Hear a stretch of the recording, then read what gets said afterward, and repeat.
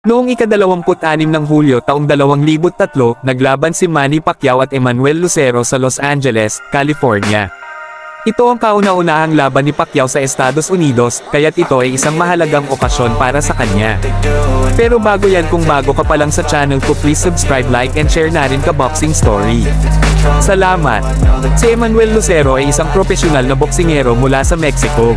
Ipinanganak noong ika-3 ng Pebrero taong 1978 sa Mexico City. Nakilala siya sa kanyang istilong agresibo at matibay na depensa. Bago lumaban kay Manny Pacquiao noong ika-26 ng Hulyo taong 2003, si Emmanuel Lucero ay may impresibong record na 21 panalo, walang talo, at isang tabla. Ang kanyang walang talo na record ay nagbigay sa kanya ng reputasyon bilang isang mahuhusay na boksingero sa kanyang timbang, at ang laban kay Pacquiao ay isa sa mga pagkakataon na subukan ang kanyang kakayahan laban sa isang kilalang mandirigma.